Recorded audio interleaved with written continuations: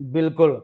तो ये 3 और लोगों को भारत रत्न देने की जो है तो डिक्लेरेशन जो है तो आज के दिन की गई है। ठीक है, अब देखो यहाँ पर 3 लोगों को भारत रत्न देने की डिक्लेरेशन की गई है।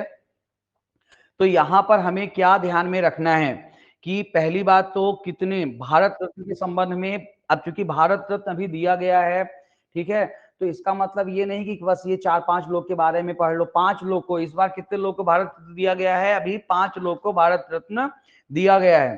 तो इन 5 लोग के बारे में तो अपने को अच्छे से, मतलब बहुत डीपली नहीं पर बेसिक नॉलेज होना चाहिए कि ये पांचों कौन है, क्या है। और भारत रत्न, चूंकि अभी इसके संबंध में, चूंकि अभी इंटरव्यू के पहले ये हाईलाइटेड हो चुका है ये चीज, तो भारत रत्न जो है तो क्या पुरस्कार राशि दी जाती है भारत रत्न के अंतर्गत, पहला भारत रत्न किसको दिया गया है, कौन कौन से विदेशी हैं, फॉरेनर हैं जिनको भारत रत्न दिया गया है। तो कुल मिलाकर के इसके संबंध में जितनी चीजें, सर्वोच्च पुरस्कार आता है तो ये सभी चीजें। और अगली चीज की, जैसे जैसे भारत रत्न, जैसे इसमें आप वर्तमान में जो 5 लोगों को दिया गया है, आई थिंक इसमें सभी मरणोपरांत ही हैं कि कोई है जिंदा है? मैं सॉरी, आडवाणी जिंदा है, I am really sorry, Advani जिंदा है। भाजपा लोग आडवाणी जी नाराज, जिंदा है, एल के आडवाणी आडवाणी जी। जिंदा है। और कौन जिंदा है? हैं? बाकी बाकी चारों जो है तो नहीं है ना। सर तो एम एस आडवाणी जिंदा एम है। एस एम एस वो स्वामीनाथन शायद जिंदा है, अभी वैज्ञानिक है, मेंबर है, वो भी जिंदा है। पार्लियामेंट के मेंबर है सर। अच्छा, जिंदा है वो। हाँ, तो ये पता रहना चाहिए कौन नहीं जिंदा सर, है। स्वामीनाथन जी नहीं है। एमएस, क्या उनका नाम है? स्वामीनाथन। स्वामीनाथन वो एग्रीकल्चर। स्वामीनाथन जी को किसके लिए जाना जाता है? ग्रीन हरित क्रांति के रेवोल्यूशन। लिए। Green revolution. हरित हरित क्रांति। अरे भैया आ जाओ आ जाओ आ जाओ। हरित क्रांति का जनक स्वामीनाथन को, तो हरित क्रांति का जनक जो है तो स्वामीनाथन। तो स्वामीनाथन जो आयोग बना था, तो ये थोड़ा सा इनके बारे में है ना, अच्छे से वर्तमान में क्या है, वर्तमान में क्या कर रहे हैं, ठीक है ना। तो ये थोड़ा सा अच्छे से, जैसे स्वामीनाथन जी हैं तो मेरे हिसाब से ठीक है। जिसे पीवी नरसिंह राव जी को दिया गया, कांग्रेस के बहुत अच्छे नेता हैं, ठीक है ना। क्यों दिया गया? क्यों उनको? चूंकि उन्होंने, पीवी नरसिंह राव किस लिए जाना जाता है? उदारीकरण, है ना। उस समय पीवी नरसिंह राव जी जो है तो प्रधानमंत्री थे और उसके उनके वित्त मंत्री कौन थे? मनमोहन सिंह जी। तो दोनों को जो है तो उदारीकरण के लिए जाना जाता है और बहुत बढ़िया एक उन्होंने काम किया था। क्योंकि उस समय पीवी नरसिंह राव की सरकार जो है तो पूर्ण बहुमत की सरकार नहीं थी, कांग्रेस की सरकार थी, पूर्ण बहुमत की नहीं थी, लेकिन उसके बावजूद भी उन्होंने बहुत अच्छा काम किया और बहुत साफ सुथरे व्यक्तित्व के, मतलब व्यक्ति थे, ठीक है। बहुत ज्यादा जैसे प्रमोट करने की बातचीत नहीं होती थी। अब वो राजनीतिक चीजों से बचना है ना, राजनीतिक उत्तर वो सब चीजों से, क्योंकि क्या होता है ना, जब हम लोग बहुत सारे अभी टीवी उवी न्यूज वगैरह देखेंगे, देखो आजकल तो मीडिया, मतलब मेरे हिसाब से ना, यदि आपको न्यूज देखने की इच्छा है तो आप थोड़ा सा, सरकारी न्यूज को प्रमोट कर रहा हूं लेकिन, है ना, तो सरकारी न्यूज, क्योंकि वो लोग फालतू लफबाजी नहीं करते। आप जैसे दूरदर्शन, है ना, तो दूरदर्शन के वो केवल प्राइम टाइम की जो न्यूज, दूरदर्शन का आप प्राइम टाइम पता कर लो, डेली का एक आदत बना लो कि 8:30 से 9:30 कोई भी प्राइम टाइम, 8, 8:30 से 9, आप वो आधे कभी देखना। आप कभी दूरदर्शन DD1 का न्यूज चैनल जो है तो कभी प्राइम टाइम में जो चलेगा आप उसको देखो। कोई भी टाइम आप अपने अपने शेड्यूल के हिसाब से सेलेक्ट कर लेना, सुबह शाम कौन सा टाइम पे, तो दिन भर की खबर तो शाम को वो बताते हैं। और केवल मुद्दे की बात, फालतू लफबाजी नहीं, फालतू बैठक नहीं, फालतू ऐसे पैनल को बिठा करके चर्चा नहीं, है ना। तो उसमें और काम की बातें भी वो सभी वहां पर थोड़ा जीके जीएस की बात भी सब बता देते हैं कि स्वामीनाथन जी ये थे ये थे ये थे ये थे, इनको दिया गया, तो काम की बातें वो सभी बता देते हैं। तो प्रयास करो कि यदि न्यूज चैनल को देखने का मौका मिले तो ऐसे कुछ न्यूज चैनल को आपको पिक करना है। आजकल तो मेरे हिसाब से यूट्यूब में भी जो है तो मिल जाते हैं इनकी सबके लिंक, है ना। तो यदि टीवी नहीं मिल सकता तो नाराज मत होना कि सर हमारे पास तो टीवी नहीं है, तो भैया यूट्यूब है ना, तो यूट्यूब में जो दूरदर्शन वगैरह के लिंक वगैरह देख लेना, वहां पे काम की चीजें आपको मिल जाएगी। लोकसभा राज्यसभा टीवी वगैरह में भी ऐसे न्यूज़ें बताती हैं, तो उनको थोड़ा सा देख लेना। तो एक आदत बनाओ डेली, तो एक आधे घंटे ऐसा कोई एक आप पिक कर लेना, कोई भी ऐसा न्यूज चैनल, और डेली एक आदत बनाओ कि आधे घंटे उसकी न्यूज हमको देखनी है, ठीक है ना। तो ये चीजें यहाँ पर आप लोग ध्यान में रखिएगा, ठीक है ना। तो जितने भी आसपास के ये इवेंट होते जा रहे हैं इंटरव्यू बोर्ड के सामने, यहाँ पर कई बार क्या होता है ना कि वो आपसे ऐसे भी क्वेश्चन पूछ लेते हैं कि एक जर्नली जो है तो आपकी अवेयरनेस, पेपर पढ़ना, तो जैसे आप वहां पे इंटरव्यू बोर्ड के सामने गए, है ना, आप देखो ऐसे क्वेश्चन जरूरी नहीं कि सबसे पूछे जाए, पर कभी कभी हो जाता है कि भाई आज क्या आप सुबह कुछ पढ़ा है, कि न्यूज़पेपर पढ़ा है आज का, न्यूज़पेपर कई बार होता है ना, कोई हाईलाइटेड कोई भी घटना न्यूज़पेपर वगैरह में कोई इंपॉर्टेंट घटना हुई और उसको वो याद दिलवाने के लिए बोल रहे हैं न्यूज़पेपर पढ़ा है। अब वहां पे वही रहता है कि आप कहते हो कि पढ़ा है नहीं पढ़ा है, दोनों सर्कमस्टांसेस में आपको अपना उत्तर, आज नहीं पढ़ा तो कल पढ़ा, आप कहते हो मैं न्यूज़पेपर पढ़ता ही नहीं हूँ, तो फिर ये थोड़ा सा माना जाएगा कि आप अवेयर नहीं हो, ठीक है ना। तो आप यदि कहते हो सर मुझे, क्योंकि मैं स्टूडेंट हूँ सर, तो न्यूज़पेपर नहीं, मैं आजकल मोबाइल में ही जो है पर्टिकुलर चैनल देख लेता हूँ, आप ऐसा भी जवाब दे सकते हो। क्योंकि पुराने, जैसे मान लो आपके इंटरव्यू बोर्ड में पुराने लोग बैठे रहेंगे, मतलब जनरली वहां पर उनकी एज 50 60 60 साल के आसपास रहती है एवरेज एज, तो सिंपल सी बात है वो न्यूज़पेपर को ज्यादा प्रायोरिटी देते हैं। पर आप बोल सकते हो कि सर मैं न्यूज़पेपर, चूंकि मुझे ज्यादातर सही, मुझे यूट्यूब वगैरह में कोई चैनल देख लेता हूँ सर, वो मुझे ज्यादा अच्छा लगता है, मैं उसको देख लेता हूँ। तो आप उस तरह से भी जो है तो अपना जवाब, है ना, तो ये ध्यान रखिएगा, इस तरह की भी जवाब ही प्रिपेयर रखिएगा, क्या बोलना है। न्यूज़पेपर ही पढ़ना पसंद आपको तो बता सकते हो कि हाँ सर मैंने पढ़ा है, ये पढ़ा था, क्या पढ़ा था न्यूज़पेपर में, तो क्या पढ़ा था। तो जनरली न्यूज़पेपर में हम, अब न्यूज़पेपर में वही है कि क्या पढ़ा था, तो जनरली ये पता होना चाहिए बेसिक न्यूज़पेपर के बारे में कि फ्रंट में क्या होता है, एडिटोरियल पेज में क्या रहता है, तो ये जो राष्ट्रीय अंतर्राष्ट्रीय खबरें कैसे आती हैं, ये थोड़ा बेसिक बेसिक चीजों को जो है तो थोड़ा सा अपने दिमाग में रखे रहना चाहिए। इस बात को ध्यान में रखते हुए आपको अपनी प्रिपरेशन यहाँ पे करनी है, ठीक है ना, क्लियर कहानी। चलिए, और अवश्य क्या हाल चाल है, बढ़िया है ना। चलो अब आ गए हो तो अब तैयारी से बिल्कुल अब भिड़ के जो है तो लग जाओ, है ना, और बिल्कुल ज्यादा ज्यादा चीजों में नहीं वो करो किसमें किसके नंबर इतने सबसे ज्यादा प्रश्न उत्तर ही रहते, नंबर कितने, ना क्या होगा ना क्या नहीं होगा, तो इन सब चीजों में नहीं, सीधे पढ़ाई में ध्यान लगाओ, जितना ज्यादा नंबर हो सके उतना ज्यादा नंबर खींचो, बाकी सब चीजें बेमानी है, मेन काम अपना जो है तो पढ़ाई करना है, क्लियर। चलिए, अभी भी कई लोग शामिल नहीं हुए हैं, कई लोग शामिल हो रहे हैं, ठीक है। चलिए, तो आईपीसी में चला रहा था, और आईपीसी में कल हमने चैप्टर 16 को बहुत ही प्रॉपर तरीके से देख लिया, संभावित जितने क्वेश्चन चैप्टर 16 में हो सकते हैं, तो उन सभी चीजों को हमने आईपीसी में देख लिया। आज हम देखेंगे चैप्टर 17, है ना, चैप्टर 17 को देख लेते हैं। तो चैप्टर 17 जो बेसिकली आपका संपत्ति, है ना, संपत्ति से संबंधित जो है तो ऑफेंसेस के बारे में बातचीत करता है ना। थोड़ा कई बार ऐसे नई आईपीसी भी आपकी आ गई है, चूंकि लागू तो नहीं हुई है, लेकिन उसको राष्ट्रपति की सहमति मिल गई है, तो थोड़ा सा कुछ चीजें ऐसे दिमाग में रखो, पुरानी और नई आईपीसी में एक चीज भर कॉमन है, वो क्या है, चैप्टर 17। तो पुरानी आईपीसी में भी चैप्टर 17 में ऑफेंस अगेंस्ट प्रॉपर्टी था, और नई आईपीसी में भी चैप्टर 70 में ऑफेंस अगेंस्ट प्रॉपर्टी है। हाँ, धाराओं का थोड़ा सा अंतर हो गया है। पुरानी आईपीसी की बातचीत करते हैं, तो पुरानी आईपीसी में चैप्टर जो 17 था, अध्याय 17 था, तो बेसिकली जो है तो वो चालू होता था किस धारा से कहां तक चालू होता था,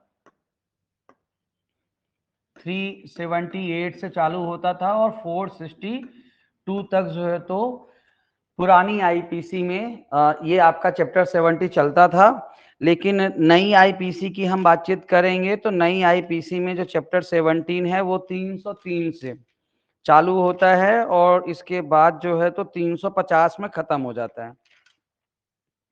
सही नहीं सॉरी 330। तो नई आईपीसी में 303 चालू होता है, 334 में ये न्यू आईपीसी, ठीक है ना। आईपीसी भी क्या बोले, इसको बीएनएस बोले, और इसको आईपीसी, है ना, आईपीसी।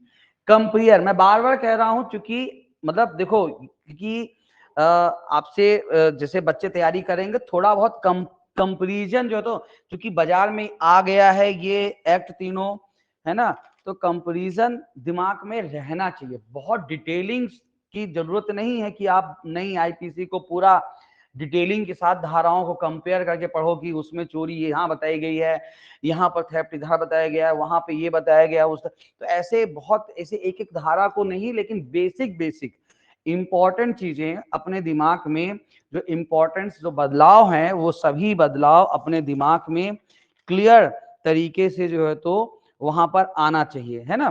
तो ये चीजें ध्यान में रखें। भारतीय न्याय संहिता, हाँ, बीएनएस का मतलब उसको चूंकि नाम इंग्लिश में, जैसे इसको आईपीसी को हिंदी में भारतीय दंड संहिता बोला जाता है, लेकिन इंग्लिश में इंडियन पेनल कोड आईपीसी, लेकिन भारतीय न्याय संहिता हिंदी अंग्रेजी में उसका सेम नाम चलता है, ठीक है ना। तो उसको बीएनएस जो है तो वहां पर बोला गया है। तो ये चीज यहाँ पर ध्यान रखिए। अब चूंकि पुरानी आईपीसी को अपने को प्रायोरिटी पे रखना है, तो पुरानी आईपीसी का जो चैप्टर 17 है, चैप्टर 17 है, थोड़ा सा बेस इसका हमेशा एक चैप्टर का पता होना चाहिए। एक क्लास में मैंने बताया था, वहां पे बता दिया था। तो जनरली 3 प्रकार के संपत्ति के विरुद्ध अपराध को जो है तो आईपीसी में अपने बताया गया है। तो एक तो जहां पर संपत्ति से क्या होता है, डिप्रीवेशन ऑफ प्रॉपर्टी, वंचित करना, हिंदी में लिखते हैं वंचित करना। संपत्ति से क्या किया जाता है, वंचित करना, डिप्रीवेशन। संपत्ति से किसी को आप डिप्रीव करते हो, वंचित करते हो, दूर करते हो। और ये वंचित जो है तो 2 तरीके से किया जाता है। एक तरीका होता है प्रत्यक्ष, डायरेक्ट, ठीक है ना, प्रत्यक्ष, और दूसरा अप्रत्यक्ष, ठीक है ना, अप्रत्यक्ष। तो ये थोड़ा सा यहाँ पर ध्यान रखना। प्रत्यक्ष तरीके से जो है तो कौन कौन सी आती हैं, तो प्रत्यक्ष में आपका चोरी आती है, प्रत्यक्ष में आपका उद्दापन आता है, ठीक है ना, इंग्लिश वाले थेफ्ट, एक्सटॉर्शन, ठीक है ना, इंग्लिश वाले, है ना, क्योंकि हिंदी लिखने की मेरी ज्यादा आदत है। तो चोरी, उद्दापन, लूट, लूट और डकैती, ठीक है ना, डकैती। तो ये चोरी यानी कि थेफ्ट, एक्सटॉर्शन और रॉबरी एंड डकैती। तो चोरी 378 से 382 तक, एक्सटॉर्शन 383 से 389 तक, लूट डकैती 390 से 402 तक जो है तो ये बताया गया है। इनडायरेक्ट में जो है तो कौन सा है, criminal miss appropriation of property, मतलब मिस एप्रोप्रिएशन ऑफ प्रॉपर्टी, आपराधिक दुर्विनियोग, ठीक है ना, 403, 404। फिर उसके बाद क्रिमिनल ब्रीच ऑफ ट्रस्ट, तो कह सकते हो कि ब्रीच ऑफ ट्रस्ट तो 405 से लेकर के 409 तक बताया गया है। फिर स्टोलन प्रॉपर्टी, चुराई हुई संपत्ति के संबंध में 410 से 414 में बताया गया है। और उसके बाद चीटिंग, छल, ठीक है ना, चीटिंग के बारे में 415 से लेकर के 420 तक में चीटिंग। तो यही यहाँ पर बेसिकली जो है तो ऑफेंसेस हैं, यहाँ पर ध्यान में रखिएगा जो इनको बताया गया है, जहां पे डिप्रीव किया जाता है। अच्छा, एक चीज और ध्यान रखिएगा, थोड़ा सा इंट्रोडक्शन, ऐसे तो कभी इतना डिटेल में नहीं जाना, पर थोड़ा थोड़ा ऐसा डिटेल में जा सकते हो कि जो आपका संपत्ति के विरुद्ध अपराध है, तो यदि कोई व्यक्ति आपकी संपत्ति को चोरी करके जाता है, चोरी करता है, एक्सटॉर्ट करता है या लूट डकैती होता है, तो यहाँ पर क्या किसी कॉन्स्टिट्यूशनल राइट्स का वायलेशन हो रहा है, संवैधानिक जो अधिकार है उनका वायलेशन हो रहा है, बताइए, किसी संवैधानिक अधिकार का वायलेशन हो रहा है यदि किसी व्यक्ति की 300A का? बहुत बढ़िया, आर्टिकल 300A क्या कहता है, 300A सर संपत्ति से रिलेटेड अनुच्छेद है, संपत्ति का अधिकार है, राइट टू प्रॉपर्टी। तो आर्टिकल 300A, अब देखिए जब आप आर्टिकल 300A मान लीजिए वहां तक पहुंच गए, तो 300A, तो यहाँ पर कई क्वेश्चन भी और अराइज हो सकते हैं। तो वो क्वेश्चन भी अपने को थोड़ा सा पता रहना चाहिए कि राइट टू प्रॉपर्टी पहले फंडामेंटल राइट्स था, पहले क्या था, आपका मौलिक अधिकार था, आर्टिकल 19(1)(f) में जो है तो आपका कह सकते हो था। और एक आर्टिकल था 31, आर्टिकल 31, जिसको किस संवैधानिक संशोधन में रिपील कर दिया गया, 44 में, ठीक है ना। तो 44 में इनको रिपील कर दिया गया और इसको पहले right to property fundamental rights था, उसको लीगल राइट में कन्वर्ट कर दिया।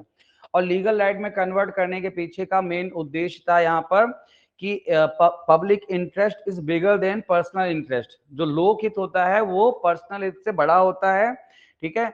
और सिंपल सी बात है कि यदि किसी की संपत्ति लोक हित में हम एक्वायर करना चाहें तो कर सकें, इसलिए ये बदलाव यहाँ पर प्रमुख तौर पर किए गए।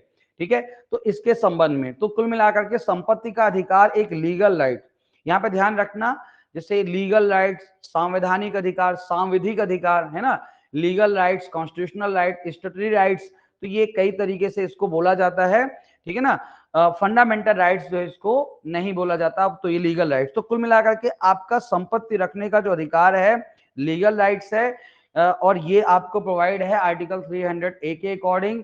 और जब इस लीगल राइट से कोई व्यक्ति इनलीगल तरीके से, यानी कि अवैध तरीके से, इनलीगल वे में मीन्स के द्वारा डिप्रीव करता है, वंचित करता है, या उसको डिस्ट्रॉय करता है या ट्रेसपास करता है, तो संपत्ति के संबंधी अपराध यहाँ पर होते हैं। तो थोड़ा सा ऐसा दिमाग में रखना है ना। वैसे वही है कि इतना सोच पर डिपेंड है, तो ये थोड़ा सा कभी इंटरलिंक करके संविधान के किस आर्टिकल से पूछे तो पता रहना चाहिए, बाकी तो कुछ नहीं। तो वंचित करना ये, इसके बाद जो है तो नष्ट करना, नष्ट करना, डिस्ट्रॉय, टू डिस्ट्रॉय। तो यहाँ पे कौन सा अपराध है? रिष्टी। एक ही अपराध है मिसचीफ, तो मिसचीफ जो है तो 425 से लेकर के 440 तक बताया गया है। और तीसरा है ट्रेसपास। तीसरा क्या है? अतिचार, अतिचार करना, ट्रेसपास करना। अतिचार करने के संबंध में जो है तो ऑफेंस की बातचीत करते हैं। अपराध जो है तो 441 से लेकर के 447 तक बताया गया है। और इनका जो पनिशमेंट है तो ये 448 से लेकर के 441 से 46 तक ही है ना, शायद ये 445 46, हाँ 46 तक ही, सॉरी 46 तक ही है, हाँ 46 तक ही है, 46 उधर, हाँ 441 से 46 तक है। 447 से पनिशमेंट है, 447 से 462 तक उसके पनिशमेंट है। ठीक है, तो ये मोटे मोटे तौर पर ध्यान रखना। अब एक बात और ध्यान रखना, जो आपका संपत्ति होती है, प्रॉपर्टी जो होती है, तो बेसिकली संपत्ति जो है तो आपका, जैसे आपका मूवेबल प्रॉपर्टी, चल संपत्ति कहाँ डिफाइन की गई है? सेक्शन, है ना। और अचल, मूवेबल प्रॉपर्टी को जो है तो 22 में, अचल को नहीं डिफाइन किया गया है, तो अचल संपत्ति। तो यहाँ पर कौन कौन से ऑफेंस है जो केवल मूवेबल प्रॉपर्टी से संबंधित है, तो ये भी ध्यान रखना। तो आपके पूरे ये जो ऑफेंसेस हैं, जो अपराध हैं, तो इसमें केवल थेफ्ट, चोरी, ठीक है ना, चोरी एक अपराध, और दूसरा जो है आपका क्रिमिनल मिसअप्रोप्रिएशन ऑफ प्रॉपर्टी, दो अपराध केवल चल संपत्ति के अगेंस्ट होते हैं। तो ये थोड़ा सा पता होना चाहिए, चल संपत्ति के विरुद्ध, केवल चल संपत्ति, मूवेबल प्रॉपर्टी ही अपराध की विषय वस्तु किन अपराधों में होंगी? तो केवल आपका थेफ्ट में, थेफ्ट के एसेंशियल में साफ तौर पर कहता है, ठीक है ना, ये चीज यहाँ पर ध्यान रखिएगा, थेफ्ट में। और इसके बाद जो है तो दूसरा जो कहता है मिसअप्रोप्रिएशन ऑफ प्रॉपर्टी में। तो एक तो क्वेश्चन ये बनता है, और बाकी चल और अचल दोनों प्रकार की संपत्ति के विरुद्ध अपराध हो सकता है। मिसचीफ भी चल अचल दोनों प्रकार के विरुद्ध हो सकता है। अब ट्रेसपास, ट्रेसपास को लेकर के कंफ्यूजन रहता है। इन जनरल सामान्यतः ट्रेसपास अचल संपत्ति के विरुद्ध होता है इन जनरल, लेकिन कुछ चल संपत्ति जिनको रहने के लिए यूज किए, जैसे टेंट। अब टेंट आप देखोगे खासकर हाउस ट्रेसपास की डेफिनेशन में, तो हाउस ट्रेसपास की डेफिनेशन में वेसल, टेंट शब्द यूज किया गया है, ठीक है ना। तो अब टेंट जनरली कैसा संपत्ति होती है? चल संपत्ति, यानी उसको कहीं भी आप पैक करके ले सकते हो, ले चल सकते हो। तो वहां पर भी जो है तो हाउस ट्रेसपास सर्कमस्टांसेस वहां पे आप बता सकते हो। पर सामान्य तौर पर जो ट्रेसपास होता है, अत्याचार होता है, वो इनमूवेबल प्रॉपर्टी, अचल संपत्ति के विरुद्ध होता है। एक तो मोटा मोटा तौर पर ये ध्यान रखना। दूसरा चीज, जैसे आप देखोगे कि संपत्ति के विरुद्ध जो अपराध हैं, यहां पर इसके एक एसेंशियल में डिसऑनेस्टली आता है। क्या आता है? बेईमानी पूर्वक, जिसको सेक्शन कहां डिफाइन किया गया है? 24 में, ठीक है ना। तो अब डिसऑनेस्टली, बेईमानी पूर्वक, इन जनरल देखा जाए तो सभी के, यानी चोरी का देखोगे बेईमानी पूर्वक, एक्सटॉर्शन बेईमानी पूर्वक, लूट डकैती, चूंकि चोरी का ही और एक्सटॉर्शन का ही एक्सटेंड जो है तो कह सकते हो कि लूट और डकैती होता है, ठीक है। और यही चीज कह सकते हो कि यही चीज यहाँ पर, बाकी यहाँ पर भी बेईमानी बोलता है, लेकिन जैसे छल देखोगे तो छल में आपको बेईमानी भी मिलेगी और कपट पूर्वक शब्द भी मिलेगा। तो ये थोड़ा थोड़ा अपने दिमाग में कि संपत्ति के विरुद्ध कौन सा अपराध है जहां पे डिसऑनेस्टली और फ्रॉडेंटली दोनों शब्द यूज किया गया है। तो आप देखोगे कि चीटिंग का अपराध है, और भी कोई अपराध है, ठीक है ना, तो चीटिंग का अपराध है। इसके पहले इनमें किसी में भी आप देखोगे बेईमानी ही है, कपट पूर्वक शब्द यूज नहीं किया है। बाकी आगे जाओगे तो आपका फॉर्जरी, फॉर्जरी भी एक ऑफेंस है जहां पर बेईमानी और कपट पूर्वक यानी कि दोनों शब्द यूज किया गया है। हाँ जी, एक्सटॉर्शन में दोनों, यानी दोनों एक्सटॉर्शन तो बल्कि देखो एक्सटॉर्शन की तो और ज्यादा ब्रॉड डेफिनेशन है। एक्सटॉर्शन में तो ये तक कहता है कि चल अचल संपत्ति के अलावा कोई ऐसा पर्टिकुलर ऑब्जेक्ट, वस्तु जिसको वैल्यूएबल सिक्योरिटी में कन्वर्ट कर सकते हो, वो भी जो है, तो यदि आप जैसे किसी के कनपटी में बंदूक रख के आप मतलब एक्सटॉर्ट करते हो कि है ना, ये धमकी देकर के गोली मार देंगे तुम, यदि वो अपना कह सकते हो कि वो तुम बच्चों को उठवा लेंगे, मतलब कनपटी बंदूक तो लूट रॉबरी तो उधर चला जाएगा। जैसे फोन लगा के बोलते हो कि नुकसान पहुंचा देंगे, जल्दी से कोरे स्टाम्प में साइन करके हमें भेज दो, कोरे स्टाम्प में साइन करवा करके ले लिया ताकि उसको वैल्यूएबल सिक्योरिटी में कन्वर्ट किया जा सके, तो वो भी क्या है, एक्सटॉर्शन है। तो ध्यान रखना कि कुछ अपराध में अपराध की विषय वस्तु बहुत ब्रॉड है। अब इतना डिटेलिंग में नहीं जाएगा, इंटरव्यू में वही है, एक संभावना है, इतना डिटेलिंग में नहीं जाएगा। कुछ अपराधों में अपराध की विषय वस्तु बहुत विस्तृत है। ये चीटिंग में चले जाओगे, चीटिंग में भी बहुत ब्रॉड तरीके से बताया गया है, चीटिंग में भी अपराध की विषय वस्तु बहुत विस्तृत है। इसके अलावा एक्सटॉर्शन में भी जो है तो बहुत विस्तृत जो है तो वहां पर बताई गई है। इस बात को यहाँ पर ध्यान में रखिएगा। क्लियर कहानी? तो छोटे छोटे इन बातों को यहाँ पर अपने दिमाग में ध्यान में रखना। अब जैसे कि चोरी और एक्सटॉर्शन को लेकर के अभी जैसे एक इसको इसी क्रम पे अभी जो नई आईपीसी है, इस नई आईपीसी में एक ऑफेंस को डिफाइन किया गया है, वो है झपटमारी। इंग्लिश में बोला गया है स्नैचिंग, ठीक है ना, झपटमारी। तो ये पहले, अब जैसे आपसे यहां पर प्रश्न पूछा जा सकता है कि झपटमारी को अभी नई आईपीसी में तो परिभाषित किया गया है, जिसमें कहा गया है कि यदि झपटमारी की परिभाषा में पहले आपको पढ़ के सुनाता हूं, ठीक है ना, कि चोरी झपटमारी है, थेफ्ट इज स्नैचिंग, चोरी झपटमारी है इफ, यदि चोरी करने के लिए अपराधी अचानक या शीघ्रता से या बलपूर्वक किसी व्यक्ति से उसके कब्जे से किसी जंगम संपत्ति को अभिग्रहण कर लेता है, प्राप्त कर लेता है, छीन लेता है, ठीक है ना। तो यहाँ पे कह सकते हो कि order the commit theft the offender suddenly, quickly, forcefully seize, ठीक है ना, secures the grabs the takes the any person from the movable property. तो किसी भी जंगम संपत्ति को बहुत बिल्कुल कह सकते हो कि सडनली, क्विकली क्या कर लेता है, छीन लेता है। तो फिर ऐसी कंडीशन में कहते हैं कि चोरी जो है तो झपटमारी के अंतर्गत आएगी, ये नई परिभाषा है। अब यहां पर कभी आपसे ये पूछ ले कि फिर पुरानी परिभाषा के अंतर्गत, यानी कि मतलब जब ये झपटमारी को तो अभी डिफाइन कर दिया, लेकिन इसके पहले यदि इस प्रकार के अपराध होते थे, चैन स्नैचिंग वगैरह के अपराध होते थे, उसको किसके अंतर्गत रखा जाता था? है? उसको कहां रखा जाता था सर? 356।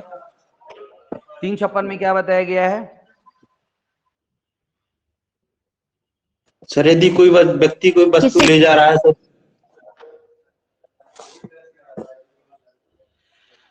सॉरी सर यदि कोई व्यक्ति किसी वस्तु को ले जा रहा है तो उस व्यक्ति से वो चोरी के प्रयत्नों में सर उससे ऊपर सर आपराधिक बल का प्रयोग करना, ठीक है ना, आपराधिक बल का प्रयोग करना, तो वो उधर 356 में जो है तो आपका उधर चला जाता। मतलब चोरी की भी धाराएं लगती हैं, ध्यान रखना कि वहां पर क्या होता था, केवल 356 की धारा नहीं लगती थी, एक बात बता दूं आपको, चोरी की भी धारा लगती थी, चोरी की भी धारा लगती थी, यहां तक कई बार लूट की भी धारा लग जाती थी।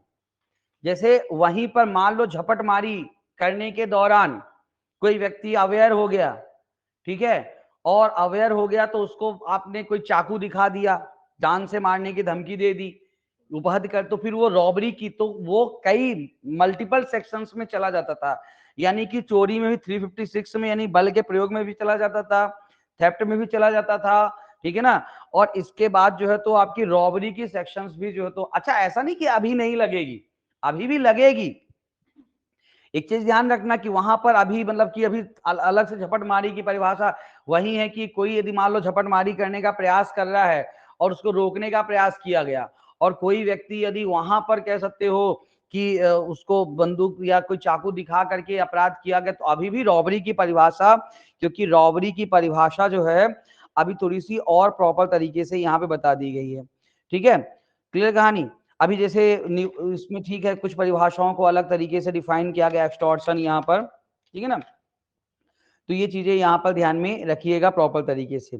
तो थोड़ा सा कुछ चीजें यहाँ पर बदल दी गई हैं, तो ये थोड़ा सा सर्कमस्टांसेस, कौन कौन सी धाराएं लगेंगी और संभावना, तो उस मामले में कौन कौन सी और धाराएं संभावित हो सकती हैं, तो ये भी थोड़ा सा अपने को पता होना चाहिए। तो ये चीजें यहाँ पे ध्यान में रखिएगा। अगली बातचीत में आते हैं, ठीक है ना, अगली बातचीत में आते हैं। तो ये आपका ये पर्टिकुलर ये हो गया।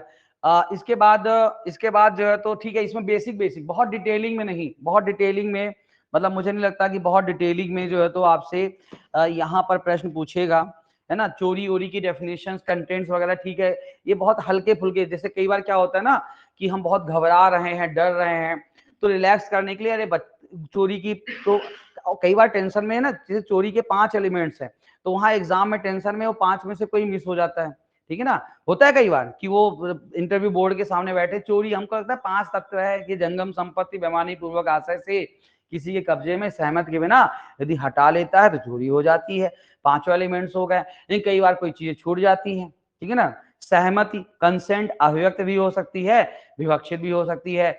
अब यहाँ पर चोरी में छोटे छोटे कई क्वेश्चंस बनते हैं। क्या कोई व्यक्ति जैसे अभी अपनी ही, जैसे नितिन सर ने भी ये चीज पूछा था, अपनी ही संपत्ति की चोरी कर सकता है? क्या कोई व्यक्ति अपनी ही संपत्ति की चोरी कर सकता है ना। इस प्रकार से यहाँ पर क्वेश्चन जो है तो पूछे गए थे। तो ये चीजें यहाँ पर ध्यान में रखिएगा। कुछ इलस्ट्रेशंस, जैसे चोरी में कुछ इलस्ट्रेशन जो है, चोरी की जो परिभाषा है आपका, उसमें कुछ इलस्ट्रेशन बहुत ही इंपॉर्टेंट है, उनको जो है तो बिल्कुल अपने दिमाग में रख लीजिएगा, उनको पढ़ लीजिएगा, समझ लीजिएगा।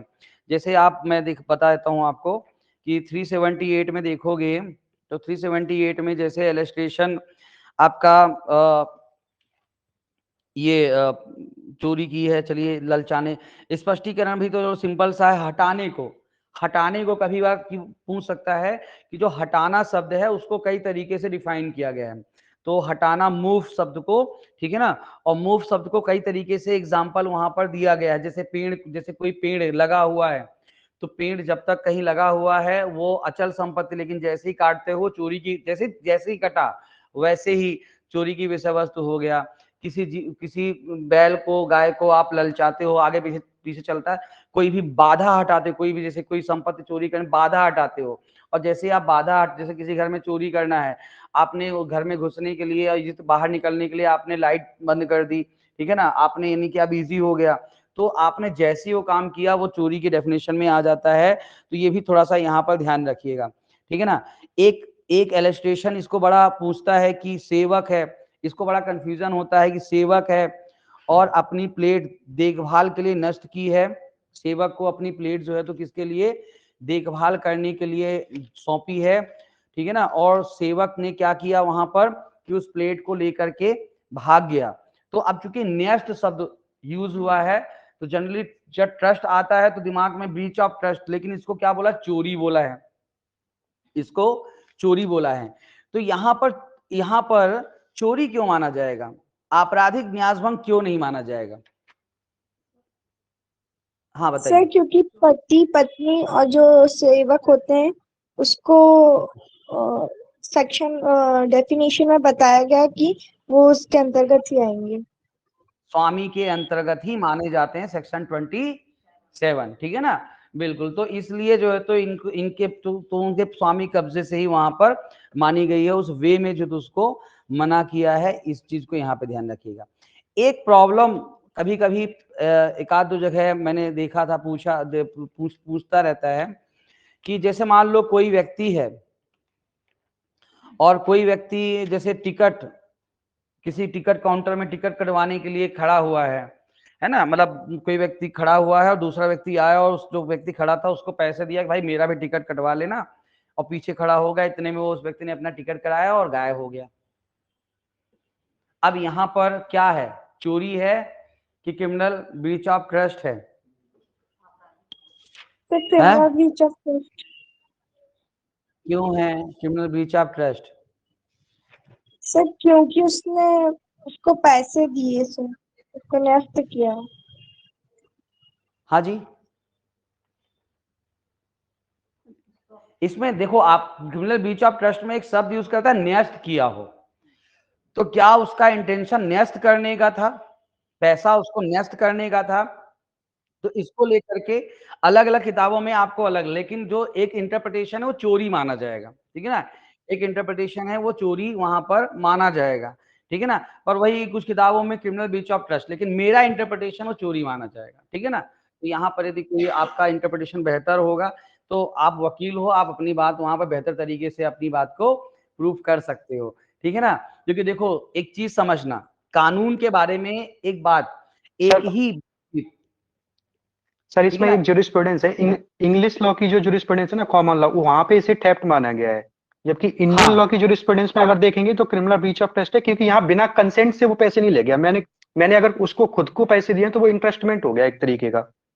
बिल्कुल बिल्कुल, ये थोड़ा उस चीज को यहाँ पे बिल्कुल आपने सही बोला, लेकिन जहां जितना ज्यादा, क्योंकि उसमें न्यस्त शब्द एक यूज किया गया, उस वे में जो है तो नहीं जाता है उस डेफिनेशन में, तो इसलिए जो है तो उसको थेफ्ट की डेफिनेशन में यहाँ पर रखा जाता है। अच्छा, इसमें एक चीज और ध्यान रखना, पजेशन को लेकर के, अब इतना डीपली जा करके तो नहीं पूछे, कब्जा, तो जनरली पजेशन का मतलब जैसे होता है ना, एक पजेशन कब्जे में कोई संपत्ति है, तो कब्जे में संपत्ति, तो अब कब्जे का मतलब यहां पर जैसे आप समझिएगा, जैसे अब ये थोड़ा सा कि सड़क में एक बटुआ पड़ा है या एक बैग पड़ा था, सड़क में एक बैग पड़ा हुआ था, एक व्यक्ति ने उसको उठाया और बैग को लेकर के वो घर चला, मतलब गया और बैग में खोल के देखा पैसे थे तो उसको अपनी यूब में कन्वर्ट कर लिया। अब ये हमें पता है क्या है, ये आपराधिक दुर्विनियोग, मिस एप्रोप्रिएशन ऑफ प्रॉपर्टी। लेकिन अब इसको थोड़ा सा अलग तरीके से समझते हैं कि मान लीजिए कि यहां पर एक व्यक्ति है ए, वो इंदौर से भोपाल जा रहा है, ठीक है, और उसने अपनी सीट नंबर 10 में अपना बैग रखा और रास्ते में जब बस खड़ी हुई तो चाय पीने चला गया, और इसी बीच कोई दूसरा व्यक्ति उसका बैग उठा के चला गया, बाद में जब पकड़ा गया तो बोला पड़ा हुआ था साहब, तो क्या उस बैग को आप लावारिस पड़ा हुआ मान करके अब यहां पर क्या criminal breach of trust sorry appropriation लगेगा कि थेफ्ट लगेगा, क्या लगेगा बताओ? समझ में आ गई प्रॉब्लम? यहाँ तो थेफ्ट होगा सर, थेफ्ट होगा सर, यहाँ बिना कंसेंट के ले गया है सर, यहाँ पर क्या होगा? विदाउट कंसेंट है सर, यहाँ पे कंसेंट नहीं है, यहाँ क्योंकि उसकी पोजीशन में था उसका बैग। बिल्कुल इसको पोजीशन माना जाएगा। इसमें मैंने एक केस पढ़ा है गुलजार versus state of Madhya Pradesh का, 2007 का सुप्रीम कोर्ट का जजमेंट है, था तो 2007 का गुलजार versus state of Madhya Pradesh का, इसमें इसको बोला गया ये कहलाता है आपका कंस्ट्रक्टिव पोजीशन, क्या नाम दिया इसको? कंस्ट्रक्टिव पोजीशन इसको नाम दिया, ठीक है ना, हिंदी में बोले तो आणविक, आणविक, बहुत बढ़िया, रचनात्मक आणविक जो है तो आणविक कब्जा जो है तो इसको बोला गया। तो जैसे आणविक कब्जा कंस्ट्रक्टिव पोजीशन, अब जैसे कंस्ट्रक्टिव पोजीशन जैसे वही है कि आप कहीं पर भी जाते हो तो अपनी गाड़ी पार्किंग में लगा करके, मान लो कहीं किसी सिनेमा हॉल में पिक्चर देखने चले गए, अब पार्किंग, अब आदमी स्कूटी तो जेब में लेके घूमेगा नहीं, ठीक है ना, तो उसको इस ऐसे पोजीशन को कैसा पोजीशन माना गया? कंस्ट्रक्टिव पोजीशन, कि आपने यदि पार्किंग में लगाई है और वहां से कोई उठा के चला गया तो वो चोरी के डेफिनेशन में ही आएगा, वहां पर एप्रोप्रिएशन ऑफ प्रॉपर्टी का चार्ज नहीं बनेगा, क्योंकि वो लावारिस नहीं, अभी भी वो कंस्ट्रक्टिव पोजीशन में है, व्यक्ति को पता है कि मैंने उसको वहां पे रखा है, ठीक है ना।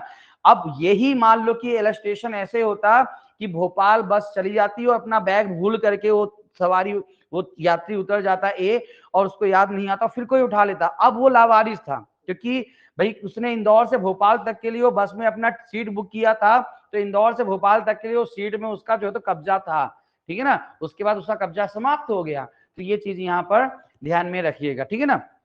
चलिए, तो ये प्रॉपरली यहाँ पे कॉन्सेप्ट यहाँ पे थोड़े थोड़े हैं, है ना। अपनी ही संपत्ति की चोरी कर सकता है, ये भी फेवरेट क्वेश्चन है, पूछा जाता है इंटरव्यू में, कई बार पूछा भी गया है, तो ये आपको पता है, एग्जाम्पल भी आप बता सकते हो, ठीक है ना। कि कोई व्यक्ति किसी को अपनी घड़ी बनने के लिए, मान लो कि किसी घड़ी साज को या मोबाइल वाले को मोबाइल बनने के लिए देते हो, और मोबाइल के दुकान वाला जो व्यक्ति है, ठीक है ना, तो उस आप जब गए देखे तो वो व्यक्ति मोबाइल मतलब कह सकते रिपेयर वाला व्यक्ति वहां पे नहीं था, अपना मोबाइल उठा के लेके चलते बने, ठीक है ना, लेके चलते बने, और आपने उसको क्या नहीं दिया, मोबाइल रिपेयरिंग का चार्ज नहीं दिया। तो आपका उद्देश्य क्या, देखो चोरी में क्या बेईमानी पूर्वक आशय, तो बेईमानी पूर्वक आशय यहाँ पे चूंकि डिसऑनेस्ट इंटेंशन था, डिसऑनेस्ट इंटेंशन था। डिसऑनेस्ट इंटेंशन कैसे था, क्योंकि आप यहाँ पर उसको पैसे नहीं दे, आप उसको पैसे नहीं देना चाहते, यानी कि उसको रॉन्गफुल लॉस पहुंचाना चाहते थे, इसलिए अपनी ही संपत्ति की चोरी यहाँ पर मानी जाएगी। अच्छा, वो मोबाइल कह सकते दुकान वाला आपके उस मोबाइल को, यानी जब तक वो रिपेयर चार्ज नहीं रिकवर कर लेता, उस मोबाइल को धारण करने का, होल्ड करने का उसका अधिकार है। इस अधिकार को क्या बोला जाता है, वैसे आपके सिलेबस का पार्ट नहीं है पर पूछ ले तो क्या बोला जाता है इसको, लाइन, धारणाधिकार, right to lien, right to lien. ये लियन, कॉन्सेप्ट हाँ देखो, वही ये लाइन। कहलाता है बेसिक कॉन्सेप्ट, और ये बेसिक कॉन्सेप्ट अपने को थोड़ा सा पता होना चाहिए। तो धारणाधिकार, राइट टू लियन कब क्रिएट होता है ना। अब कोई लॉ प्रोफेसर ही है, मान लो आपके बोर्ड में बैठा है, पूछ लिया, तो अब ये नहीं कि साहब सिलेबस का पार्ट नहीं है, अरे सिलेबस का पार्ट नहीं है मतलब कोई मैटर ऐसा आ जाएगा तो क्या बोलोगे कि हम, तो ये थोड़ा सा ये बेसिक कॉन्सेप्ट लाके विद्यार्थी हो ना, है ना, और आप वहां जाके कहो, मान लो पूछ लिया गया, अच्छा ये बताओ कि तुम एडीपीओ की तैयारी कर, सिविल जज की तैयारी नहीं करते हो क्या, है ना, फिर तो ऐसे क्वेश्चन पूछना चालू कर देंगे कि कभी सिविल जज, है ना, और पता चला तुमने पहले बोल दिया हो कि भैया मैं सिविल जज की तैयारी करता हूँ, एडीपीओ की तैयारी करता हूँ, तो सिविल जज का सिलेबस का पार्ट है, कॉन्टेंट तो होता ही है। और अभी तो सिलेबस अभी बदला ना, पुराने सिलेबस में तो आपका ये कॉन्टेंट भी पार्ट था, पता है ना, है इसके पहले के सिलेबस में कॉन्टेंट भी आपका सीपीसी भी पार्ट था, सिलेबस में था, है। तो चलिए, तो ये चीज यहाँ पे ध्यान रखिएगा। तो ये थोड़ा सा ऐसा बेसिक कॉन्सेप्ट यहाँ पर ध्यान में रखिएगा प्रॉपर तरीके से, ठीक है। तो ये आपका यहाँ पर थेफ्ट के ये प्रॉपरली यहाँ पर चीटिंग वूटिंग सभी मैंने बता दिया, इसमें बहुत ज्यादा डिटेलिंग ध्यान में नहीं रखना है, चीटिंग वूटिंग, है ना। तो ये चीजें भी यहाँ पर ध्यान में रखिएगा। दंड ठीक है, अभी नई पुरानी आईपीसी में थोड़ा सा पनिशमेंट में चेंजेस हैं, अब ठीक है, इतना डिटेलिंग से नहीं, अभी चूंकि नई आईपीसी में चोरी में ये जरूर व्यवस्था की गई है कि आपका कम्युनिटी सर्विस की दंड की बातचीत करता है ना, नई आईपीसी में किया गया है। एज ए नॉलेज बता देता हूं मैं कि वहां पे बोला गया है कि यदि चुराई मतलब स्टोलन जो प्रॉपर्टी है उसकी वैल्यूएशन है 5,000 या उससे कम की है, तो ऐसी कंडीशन में वहां पर सजा देने की बजाय किसकी बातचीत वहां पे किया गया है कि कम्युनिटी सर्विस का जो है तो आदेश यहाँ पर दिया जाएगा। ऐसी व्यवस्था जो है तो आपकी नई आईपीसी में जो है तो वहां पर की गई है।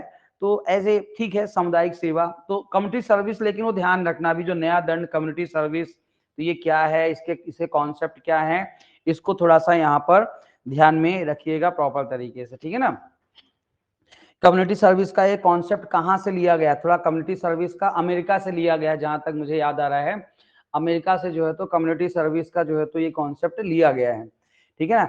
वैसे ऐसा कहीं दिखाया नहीं गया है, एक पिक्चर है, पिक्चर आपने कभी देखी होगी, कभी देखी, पुरानी पिक्चरें हैं, अभिषेक बच्चन की शरारत करके एक पिक्चर है ना, उसमें कम्युनिटी सर्विस मतलब उसमें थोड़ा सा जज साहब जो बोलते हैं उसको, अभिषेक बच्चन थोड़ा रश ड्राइविंग करता है, तो इसके लिए उसको जो है तो कम्युनिटी वृद्धाश्रम में जाओ और सेवा करो, तो ऐसा, तो बस यही है कम्युनिटी सर्विस, ठीक है ना। पिक्चर थोड़ा पिक्चर जैसा दिखाया है, तो प्रैक्टिकलिटी में यहाँ पर ऐसा यहाँ पे ध्यान में रखिएगा, ठीक है ना। चलिए, तो ये थोड़ा सा इसके संबंध में है ना, और इसके अलावा डिटेलिंग में नहीं जाना है। एक्सटॉर्शन, अब ये थोड़ा सा कई बार ये ध्यान रखना कि थेफ्ट चोरी कब कन्वर्ट हो जाता है एक्सटॉर्शन में, सॉरी थेफ्ट और एक्सटॉर्शन कब कन्वर्ट हो जाता है रॉबरी में, है ना। तो चोरी में कब क्या एलिमेंट्स और जुड़ जाते हैं कि वो रॉबरी में कन्वर्ट हो जाता है, एक्सटॉर्शन में और क्या एलिमेंट्स जुड़ जाते हैं कि वो रॉबरी में कन्वर्ट हो जाता है, ये चीज भी जो है तो आपको यहाँ पर ध्यान में रखिएगा प्रॉपर तरीके से, ठीक है ना। तो ये चीज भी ध्यान में रखिएगा। तो ये मैं देखिए शायद मेरे पास एक चार्ट बना हुआ है, उसमें से दिखा देता हूं, तो उसमें से आपको थोड़ा सा समझ में आ जाएगा, ठीक है ना। एक सेकंड रुकिएगा, कहाँ गया पीसी आईपीसी कहीं दिख रहा है, ये रहा, चैप्टर 17 है ना, है, खुल जा भाई, खुल जा सिंह।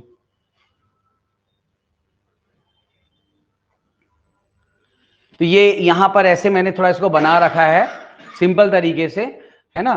तो चोरी कब उसमें किस में कन्वर्ट हो जाता है, रॉबरी में, और एक्सटॉर्शन कब रॉबरी में कन्वर्ट हो जाता है। तो चोरी के 5 एलिमेंट्स पता है अपने को, 5 तत्व, और चोरी के 5 तत्व में 3 तत्व और जुड़ जाते हैं, तो वो एक्सटॉर्शन में कन्वर्ट हो जाता है। तो जैसे चोरी करते समय, वायलिंग, स्टॉलिंग या चुराया हुआ सामान ले जाते समय अपराधी द्वारा, वॉलंटरी, अपराधी द्वारा स्वेच्छा। अब मैंने ये शब्द यूज किया, तत्काल हिंसा का भय। हिंसा मतलब वहां पे ऐसा नहीं लिखा है, वहां पर लिखा है कि मृत्यु, ठीक है ना, मृत्यु और 3 चीजें लिखा है, सदोष मृत्यु उपहति और सदोष अवरोध, ठीक है ना, करने का प्रयास करता है। तो 390 में वो वहां पे कन्वर्ट हो जाता है, तो वो चीज वहां पर ध्यान में रखिएगा, ठीक है ना। मृत्यु उपहति या सदोष अवरोध, ठीक है ना, या तत्काल मृत्यु उपहति सदोष अवरोध। तो कुल मिलाकर चोरी करते समय अपराधी द्वारा स्वेच्छा, मृत्यु उपहति सदोष अवरोध का भय दिखाता है। तो फिर ये लूट में चोरी किस में कन्वर्ट हो जाता है, ये ध्यान रखना। कंटेंट कई बार क्या होता है, बहुत छोटी चीज है, हमको लगता है, देखो इनकी प्रैक्टिस करना, इनको थोड़ा एक दो बार बोलने की प्रैक्टिस करना, है ना। प्रयास करूंगा कि कभी मैं भी इन प्रश्नों को रखूं अपनी मॉक इंटरव्यू वगैरह में। लेकिन ये कुछ ऐसी चीज होती, हमें पढ़े हैं तो हमको लगता है कि हम बता देंगे, लेकिन कई बार क्या होता है कंटेंट्स उसके हम उतने प्रॉपरली बता नहीं पाते हैं, है ना। और कुछ नहीं है, आपको पता है लेकिन आप उसको एक्सप्रेस नहीं कर पा रहे हो। और अपने को तो एडीपीओ बनना है। एडीपीओ मतलब क्या, एडीपीओ मतलब उसको जाके बोलना है, अपनी बात रखना है ना। तो ये चीज ध्यान रखिएगा कि ये यहाँ पर यदि आप प्रॉपरली एक्सप्रेस नहीं कर पा रहे हो तो ये आपके अगेंस्ट जा सकती है, क्योंकि आप एडीपीओ बनने वाले हो। एडीपीओ मतलब जो सरकार का रिप्रेजेंट करेगा, और सरकार का रिप्रेजेंट करने वाला व्यक्ति ऐसे हल्का फुल्का एक्सप्रेशन वाला व्यक्ति नहीं होना चाहिए, है ना। प्रॉपरली एक्सप्रेस करो, अपनी बात को रखना ही अपने को आना चाहिए, सीधी सी बात है ना। क्योंकि ये भी आपके इस पर्टिकुलर पद के जो है, तो जो जैसे आप जज बनते हो तो जज के लिए ठीक है, थोड़ा कम बोलेगा चलेगा, है ना, क्योंकि उसको तो जजमेंट देना है। लेकिन एडीपीओ का तो काम है बोलना, है ना। क्लियर कहानी। तो ये चीजें यहाँ पे। दूसरा कि एक्सटॉर्शन कब कन्वर्ट होता है, तो एक्सटॉर्शन में देखो ध्यान रखना कि जब ऑफेंडर मतलब कि ऑफेंडर अपराधी और विक्टिम दोनों उपस्थित हैं, और सेम वही की मृत्यु, घोर उपहति या उसका भय होता है, और एक्सटॉर्टर जो वस्तु है, उद्यापित वस्तु का तुरंत इमीडिएट डिलीवरी, तुरंत परिधान, यदि माल का तुरंत परिधान हो रहा है तो फिर वो एक्सटॉर्शन जो है तो आपका किसमें कन्वर्ट हो जाता है, रॉबरी में, ठीक है ना।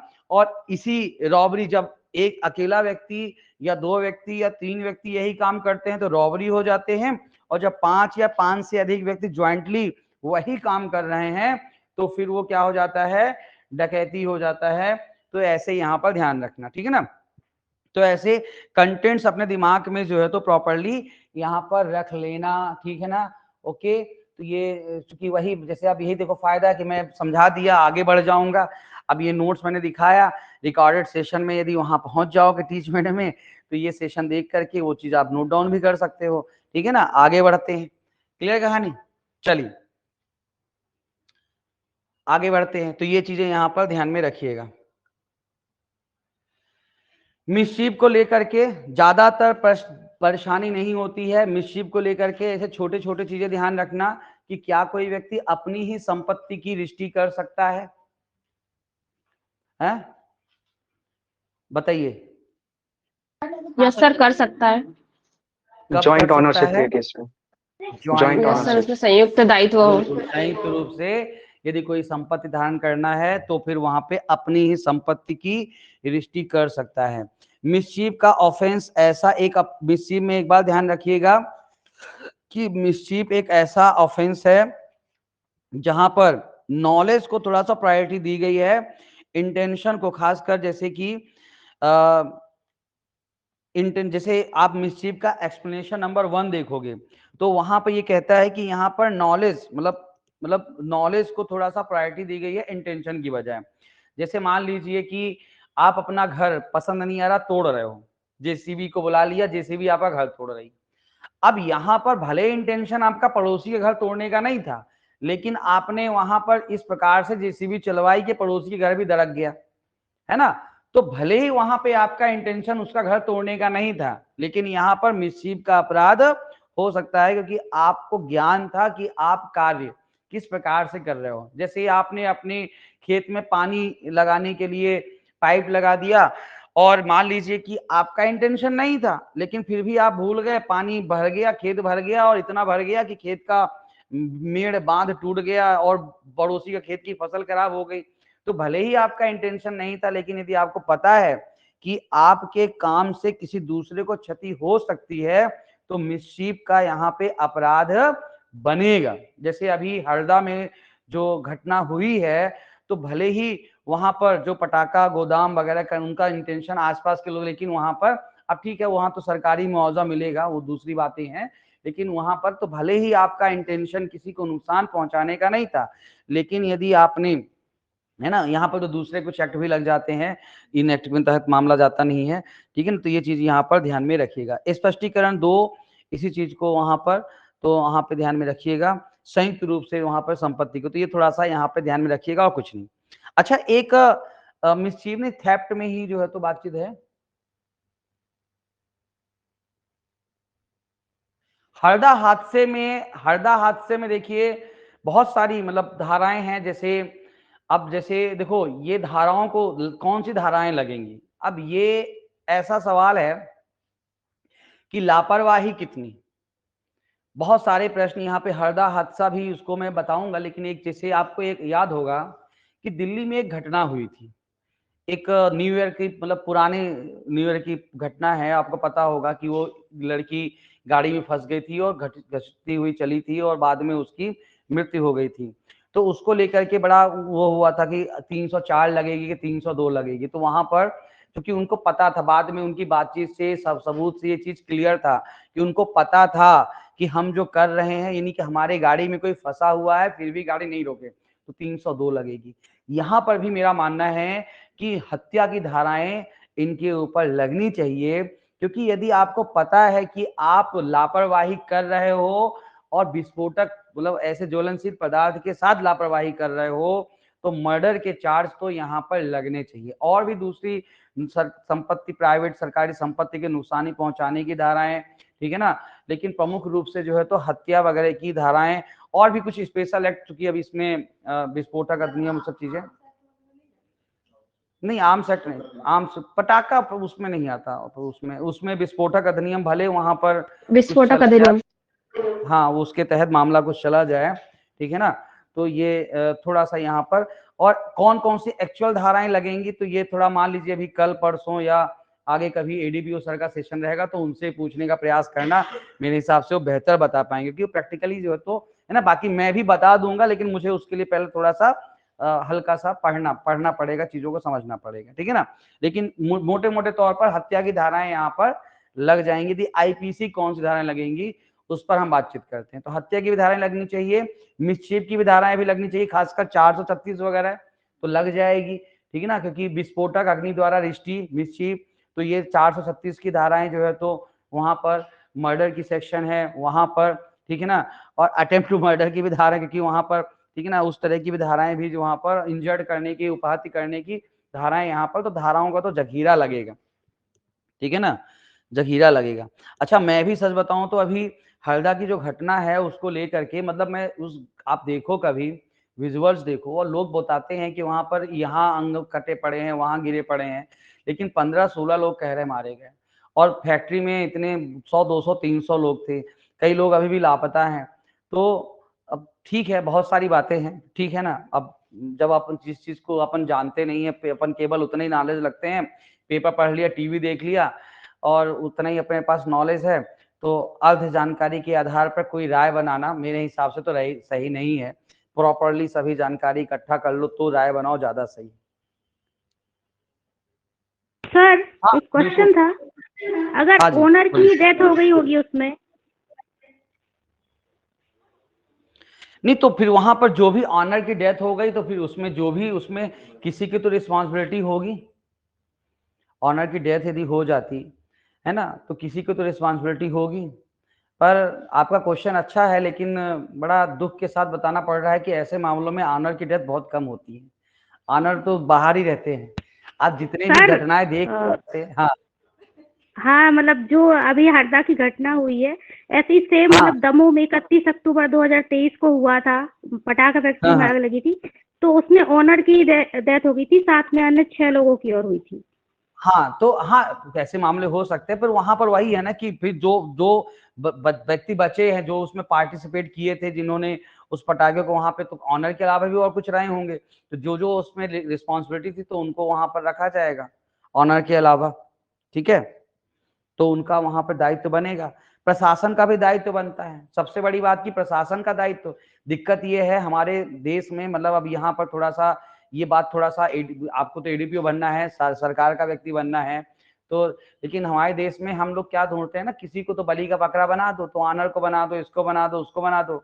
लेकिन इतनी बड़ी पटाखा फैक्ट्री चल रही थी, क्या पुलिस प्रशासन, क्या स्थानीय प्रशासन उसमें सोया हुआ था? जबकि पहले भी घटनाएं हुई थी, सभी बातें थी। और हमारे देश में क्या होता है, हमारे देश में ना बाद में लीपा पोती करने में बड़े एक्सपर्ट हैं। याद होगा सूरत में घटना हुई थी, वहां पर कुछ कोचिंग क्लास के संचालक जो है तो मतलब वहां पे कुछ आग लग गई थी। उसके बाद आपको बता दें कि इतना परेशान किया, नगर निगम के कर्मचारी आ जाए, बोले फायर स्टिंगर रखे हो कि नहीं रखे हो, हैं 3-3 फायर स्टिंगर पड़े। तो कहने का मतलब है ना, बाद में लीपा पोती, फिर कोई घटना होगी तो बाद में फिर दूसरे पटाखा फैक्ट्री है ना, लीपा पोती होती, फिर दूसरी लीपा पोती, तो ये ठीक है।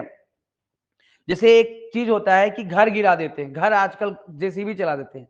देखो यार एक बात बताएं, आप ना कहीं भी किसी भी एरिया में, किसी भी एरिया में, मैं भंवर कुआं में अभी खड़ा हूं ना, अभी भंवर कुआं में मैं ज्यादा नहीं 500 मीटर के रेडियंस में यदि 10-50, हाँ आ जाओ आ जाओ, 500 500 कह सकते हो कि 500 बिल्डिंग्स को यदि अपन देखें तो आप पाओगे कि कई बिल्डिंग्स में जो है तो इस प्रकार की चीजें आपको क्या मिल जाएंगी कि यहाँ पर कई बिल्डिंग्स आपको ऐसे मिल जाएंगी कि इलीगल बनी हुई है ना।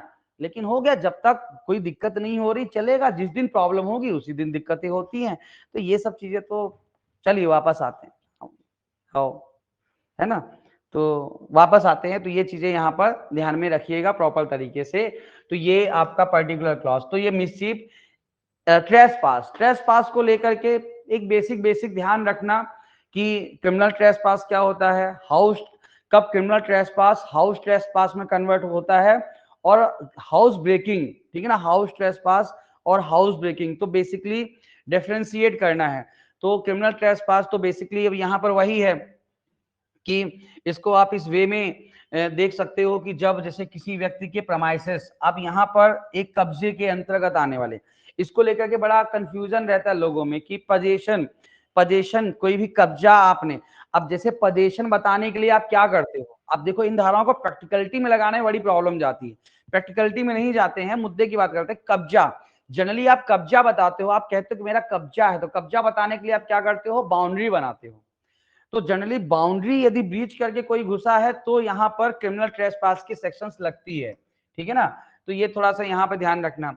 अब इसी बाउंड्री के अंदर घर बना हुआ है, ठीक है ना, घर बना हुआ है और कोई व्यक्ति घर में घुसने का प्रयास करता है, ठीक है ना, तो ये आपका हाउस ट्रेसपास वहां पर यही काम रात में चोरी चुपके करता है, मतलब चोरी चुपके करता है तो लर्किंग हाउस ट्रेसपास, यही काम रात में करता है तो lurking house trespass by night हो जाएगा।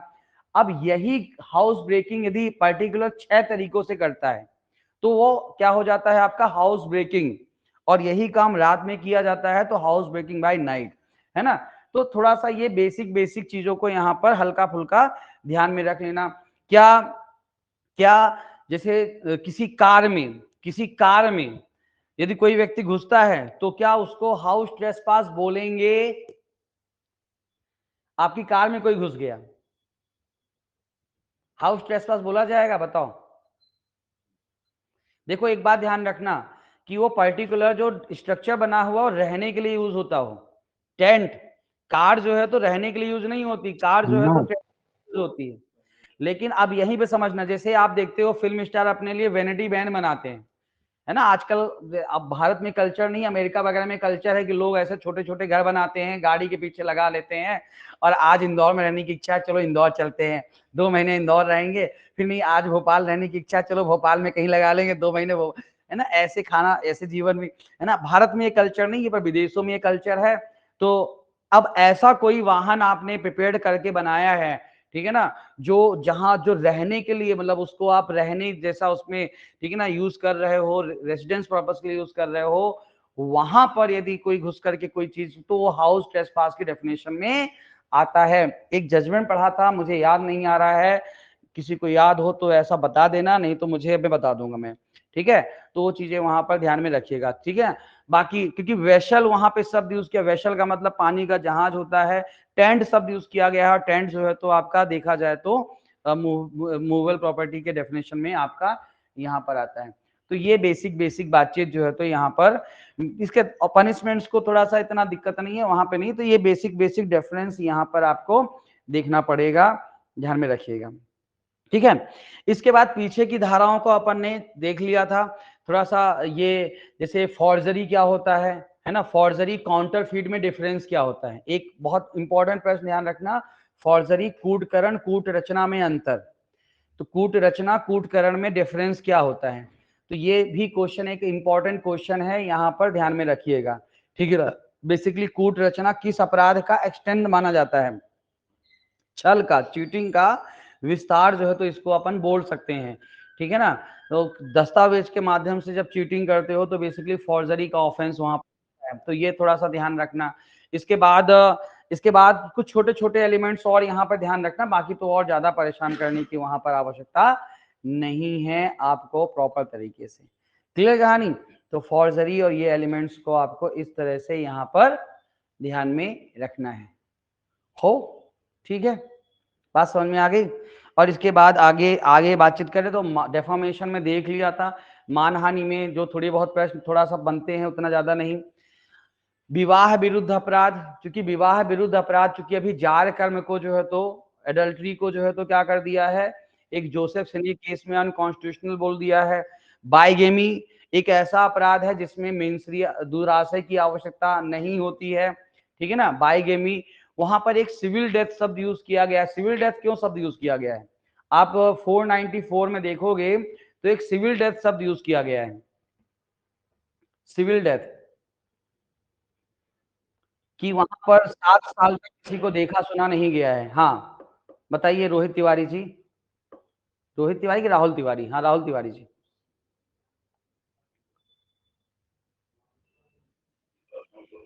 हाँ बताइए, आ रही आवाज, बोलिए।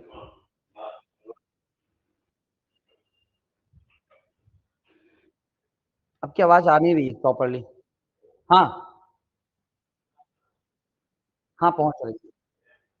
यही कि इसमें आपका 494 में एक सिविल डेथ शब्द यूज होता है, सिविल डेथ, 7 साल तक किसी को देखा सुना नहीं गया, उसकी सिविल डेथ हो जाएगी। तो इसका मतलब क्या निकालते हो आप,